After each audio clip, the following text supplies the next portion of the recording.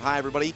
Inside of Oracle on the floor with the three-time champ Rick Fox, Steve Smith, the champion with the San Antonio Spurs. I'm Jared Greenberg. Obviously, guys, the Warriors come out with a great win, but now the attention turns to the status of Kyrie Irving, who is headed for an MRI. Yeah, well, that's our NBA Finals storyline A.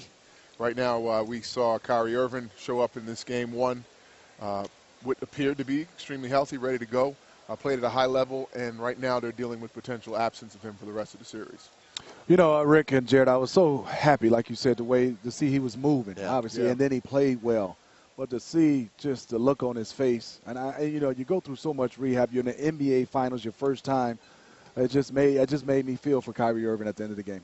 Well, Rachel Nichols has been covering all of the injuries throughout the season to Kyrie Irving, and she is standing by outside the Cavaliers locker room. Rachel? Yeah, Jared, it was a very depressed Kyrie Irving who talked to us in the locker room just now. He even said at one point, "You can tell by the tone of my voice, I am worried."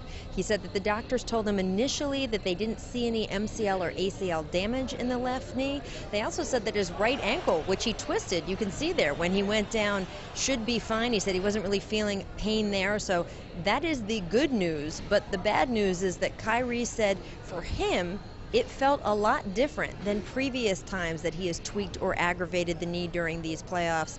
He said that he will be getting an MRI. That'll presumably happen either late tonight or tomorrow. And then he was sitting in his locker, Jared, as he talked to us. The training room was only about 12 feet away from him.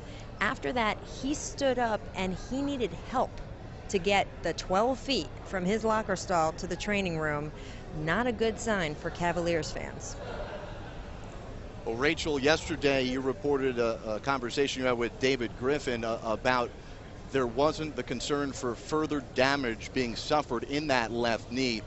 Where do you think they stand now on that information they gave you yesterday? Yeah, I just spoke to David Griffin. He said that they believe that that is still the case. That doesn't mean that he can't aggravate the tendinitis, which is what they've been dealing with throughout this whole playoffs. They are going to cross their fingers. That is what's going to come out of the MRI. And then it's just a question of pain management. Is he able to get on the court for Game 2? I asked Kyrie, do you have even a sense yet where you are for Game 2? He said he doesn't. He's just going to take it day by day. There is this 2-day break now between Game 1 and Game 2. It's one of the few we have set up in this series, so that does work to the Cavaliers' advantage, lets them get through tomorrow, just sort of get a sense of where they are, and then maybe try to get him ready to get on the court for Game 2. But there's a lot of steps between then and now, and they are just starting with Kyrie, as he said, not feeling good, as he put it, worried.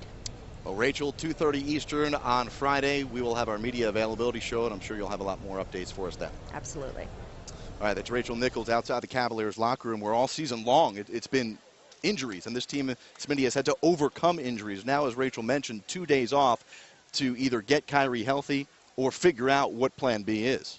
You know, the mental aspect of not only Kyrie Irving, as you can see, he was so disappointed, but I think for the entire Cavs organization, you can lose a game, but it was more than losing a game. You saw the guys walking out, they have this worried look about Kyrie Irving. And how can we get it done? Where can they find offense, Rick? Because I thought LeBron James had a fantastic game. But then who else besides Kyrie Irving can step up?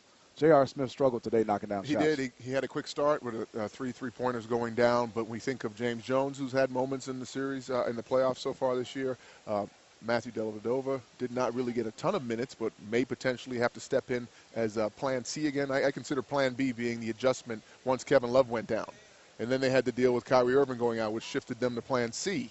And now I don't know if there is a Plan D when it comes to the absence of both Kyrie and Love for a long period of time in this series.